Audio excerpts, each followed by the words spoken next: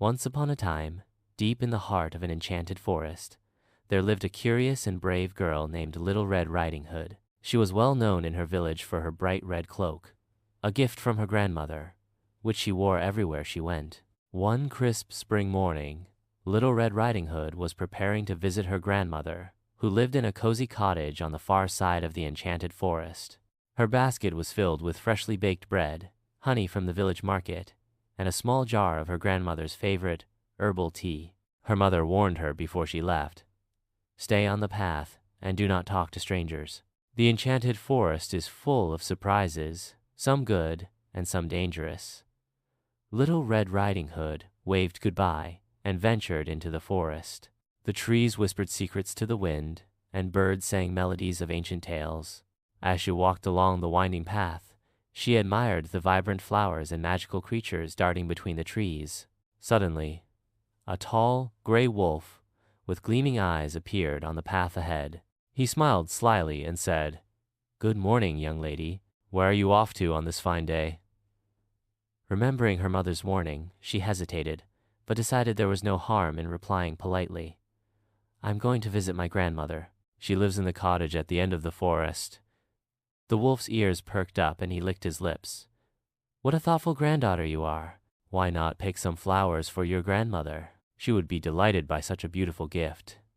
Little Red Riding Hood thought it was a kind idea, and she veered off the path, gathering a bouquet of wildflowers.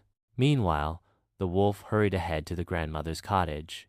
He knocked on the door and, in a disguised voice, said, "It's me, your granddaughter." The grandmother, thinking it was Little Red Riding Hood, opened the door.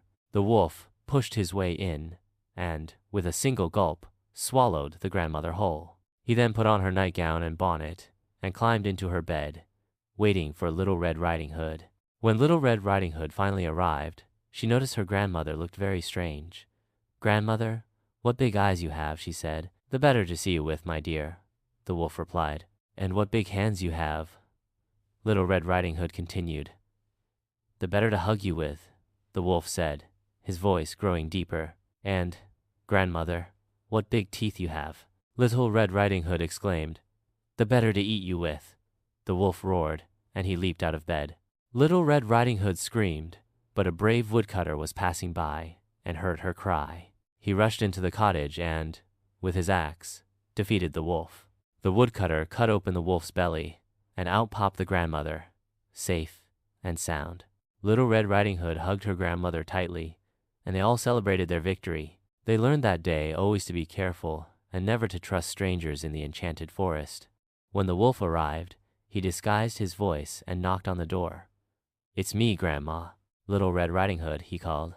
The grandmother, unaware of the trickery, opened the door, only to be met with the wolf's sharp grin. Before she could scream, the wolf gently placed her in a cupboard, not wishing to harm her just yet. He then slipped into her nightgown, pulled the covers over himself, and waited for Little Red Riding Hood to arrive. When Little Red Riding Hood reached the cottage, she immediately sensed something was wrong. The usually welcoming garden felt eerily quiet, and the door was slightly ajar. She stepped inside and called, "Grandmother, are you there?" "In here, my dear," replied the wolf, trying to mimic the grandmother's voice. As Little Red approached the bed, she noticed her grandmother looked different. "What big eyes you have, grandmother," she exclaimed. "All the better to see you with, my dear," the wolf replied. "What big ears you have, grandmother," she said, edging closer. "All the better to hear you with," the wolf answered. "And what big teeth you have, grandmother," she finally exclaimed, stepping back in fear. "All the better to eat you with." The wolf threw off the covers and lunged toward her, but Little Red Riding Hood was prepared. She quickly pulled out a small pouch her mother had given her. It contained enchanted dust, meant to protect her from danger in the forest. She threw the dust at the wolf. The dust swirled around the wolf, causing him to shrink and transform into a harmless little puppy. Little Red Riding Hood opened the cupboard, and her grandmother came out, astonished but safe. They both hugged, relieved that the danger had passed. The little puppy, now wagging its tail, looked up at them with innocent eyes.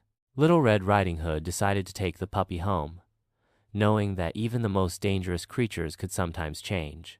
From that day on, the puppy became a loyal companion, and they all lived happily together. The forest was safe again, and Little Red Riding Hood learned that cleverness and a little magic could overcome any threat.